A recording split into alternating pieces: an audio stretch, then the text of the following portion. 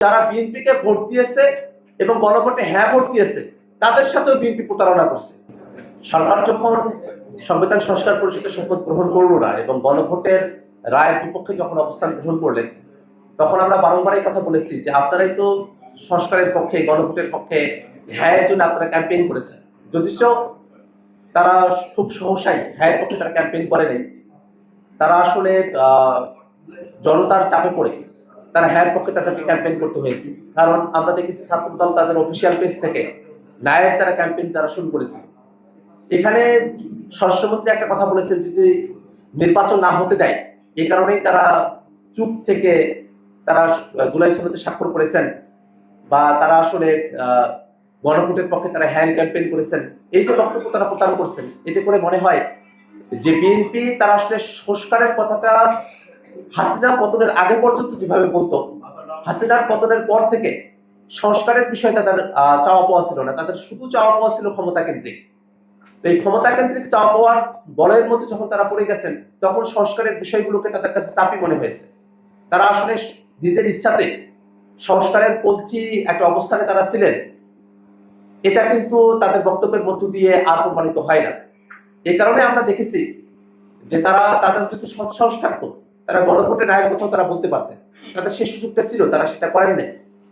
এটা আসলে জনগণের সাথে একটা লুকোচুরি করা। জনগণ চেয়েছে সংস্কারের মধ্য দিয়ে বাংলাদেশ রাষ্ট্র কাঠামোর একটা বড় ধরনের পরিবর্তন হবে, সে পরিবর্তনটা তারা আসলে চান না। যদি তারা চাইতেন, তারা সংস্কারের বিষয়বস্তুগুলো নিয়ে তারা আলোচনা করতে পারতেন। তারা যে কথাটা বলছেন, চাপে পড়ে তারা একমত হয়েছে, কোন বিষয়গুলোতে তারা একমত হলেন সেটা এখন দেখার বিষয়। এমন কোন বিষয়ে কি বিএনপি একমত হয়েছে যে বিষয়গুলো দেশ এবং জাতির জন্য খারাপ বা বন্ধ? বিষয়টা এমন নয়। আমরা আলোচনা করে দেখতে পারি যে এই যে তত্ত্বাবধায়ক সরকারের নতুন ফর্মুলার কথা বলা হয়েছে, সেটা কি দেশ ও জাতির জন্য খারাপ? উচ্চকক্ষ ভোটের পিয়ার অনুযায়ী গঠন করা হবে, এটা কি জাতির জন্য বন্ধ হতে পারে?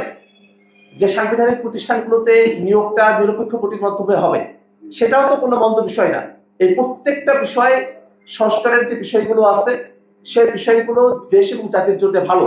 হ্যাঁ, এটা সত্য, যারা দেশকে ফেসিবাদী কায়দায় চালাতে চায়, যারা দেশকে স্বৈরতান্ত্রিক জায়গায় পরিচালিত করতে চায়, যারা দেশের ক্ষমতাকে কুক্ষিগত করে রাখতে চায়, তাদের জন্য এই বিষয়গুলো খারাপ হতে পারে। কিন্তু ওভারঅলি দেশের জন্য এই জিনিসগুলো ভালো। আমরা সেই বিষয়গুলো নিয়েও তাদের সঙ্গে আলোচনা করতে পারি। ঐক্যমত্য কমিশনে আমরা দিনের পর দিন এই বিষয়গুলো নিয়ে আলোচনা করেছি। কিন্তু জনগণের রায়ের সঙ্গে প্রতারণা করা, এটা কোনোভাবেই কাম্য হতে পারে না। আমরা মনে করি যে সরকার দল, তাদেরও অনেকেই আছেন, তাদের সমর্থকেরা যারা গণভোটে হ্যাঁর পক্ষে অবস্থান নিয়েছেন। বিএনপি শুধু যে তাদের যারা বিরোধী, অর্থাৎ যারা বিএনপিকে ভোট দেয় নাই তাদের সঙ্গে প্রতারণা করছে, বিষয়টা এমন নয়। বরং যারা বিএনপিকে ভোট দিয়েছে এবং গণভোটে হ্যাঁ ভোট দিয়েছে তাদের সাথেও বিএনপি প্রতারণা করছে। এই যে নিজের অনুসারীদের সঙ্গে প্রতারণা করা, এইটা কোনো একটা দলের জন্য নৈতিক অবস্থান হতে পারে না বলেই আমরা মনে করি।